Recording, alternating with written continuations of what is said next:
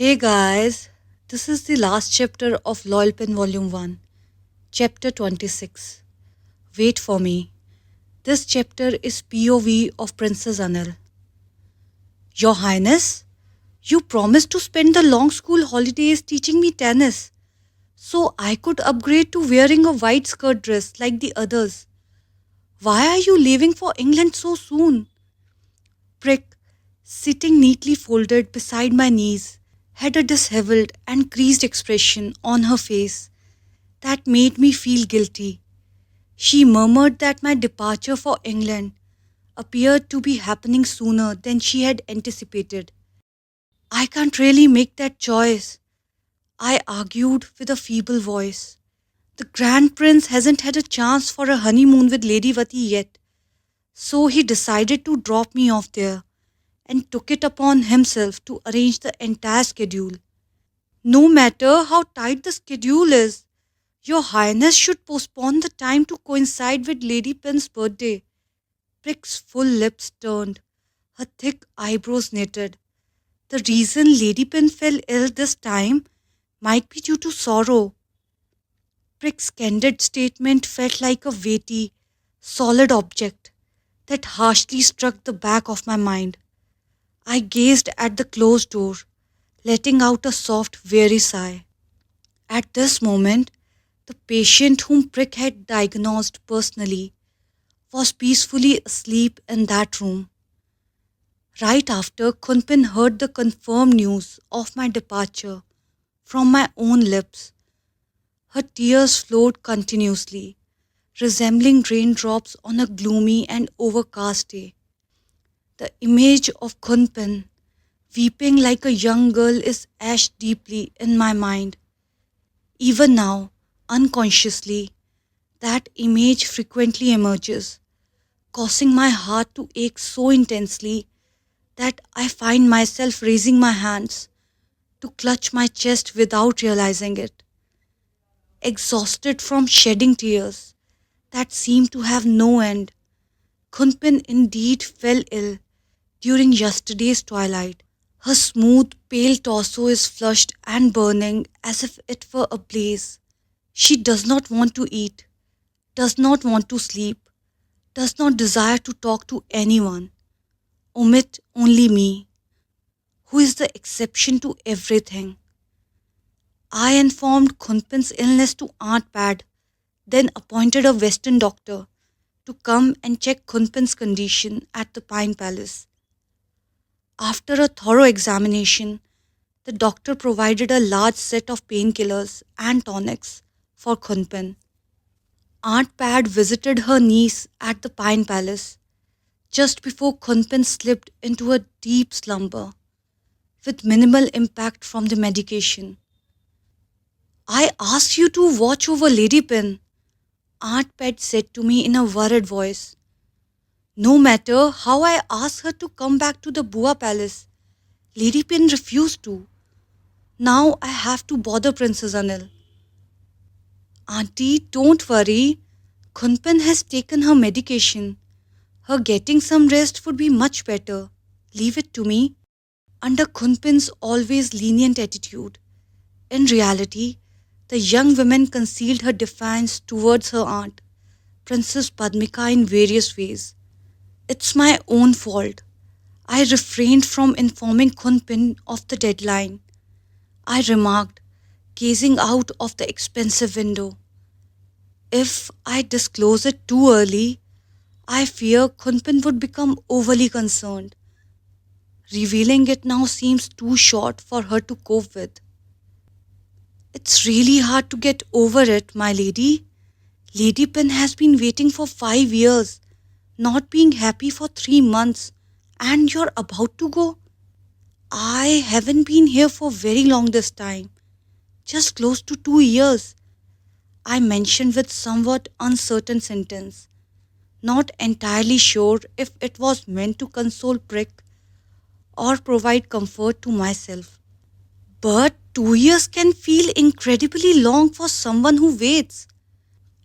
Prick's weary brown eyes locked onto mine. The circumstances have changed and there's no turning back. Lady Pin's waiting will be many times more difficult than before. Once again, Prick's conversation pierced my heart to the point that I almost choked on the steaming tea I had just raised to my lips. Who, I wondered, had taught Prick to speak such scorching sarcasm towards others? Prick, promise me you won't say such things to anyone else. I insisted firmly. I only speak to your highness, the girl responded, bowing so deeply that her forehead touched her knees. You are so understanding. You understand my intentions and won't hold me accountable. Ha!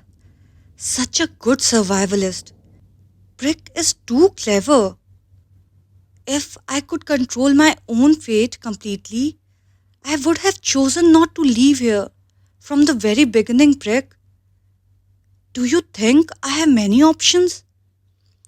Forgive me, my lady, Brick said with tears welling up in her eyes this time, seemingly genuinely remorseful. I won't take it personally if you assist me in preparing porridge for Kunpin, I interjected, having no inclination to prolong the conversation with someone as sincere as Brick. Your Highness is so smart.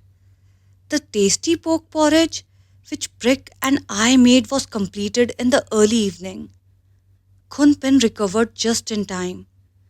As I opened the door to visit her, the evening light streamed through the window at the head of the bed, casting a gentle glow over Pilantita's fair, lovely face, creating a serene tableau. Brick arranged the patient's meal tray and placed it on the bedside table. She glanced discreetly at Kunpin with a concerned expression before gracefully retreating on her knees, silently understanding my desire to have a moment alone with Kunpin. Kunpin, do you have a headache? I affectionately touched the back of my hand to Pilantita's warm forehead.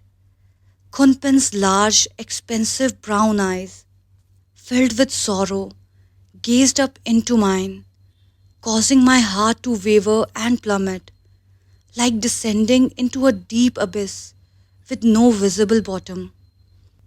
She took hold of my hand and lightly tapped her warm cheeks with a sweet and pleading expression. As long as Anil is around, I feel much better. I'm still here. I forced down the lump in my throat, knowing the hidden deep meaning with Kunpin's words. I haven't gone anywhere.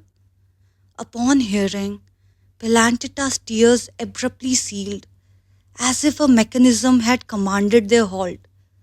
I gently wiped away her tears with my fingers, my heart heavy with realization of the unexpected depth of pain. Have some porridge so you can take some medicine. I cooked it myself. I will feel remorseful if you refuse to eat. I will eat, that sweet voice sobbed, piercing our hearts mercilessly. Only when Anil feeds me. Sure, I will feed you, I spoke in a hoarse voice, my thoughts reverberating in my chest and causing me to tremble. Yet I had grown accustomed to concealing my vulnerability from others. I used to cry only when I was by myself. All I could do was forcibly smile and move closer to Kunpin, who now leaned against the large pillow that was resting against the headboard. I spooned a small amount of porridge and with a resolute motion blew on it to cool it down before eagerly feeding it to the person before me. Be careful, it's hot, I said so when I saw Pilantita's blushing face, slightly skewed. Eat carefully. I gently brushed Kunpin's tiny, damp and sweaty strands of hair away from her face and tucked them behind her ear. Thankfully, The warm individual in front of me obediently ate the porridge I had prepared, finishing nearly the entire bowl. What was even more cute was her willingness to take numerous pills without hesitation, which I couldn't help but admire. Good girl! I sprinkled a sweet smile as a reward for the person in front. Unconsciously, Pilantita reciprocated with a smile. I want to be Anil's good girl, Kunpin whispered while looking down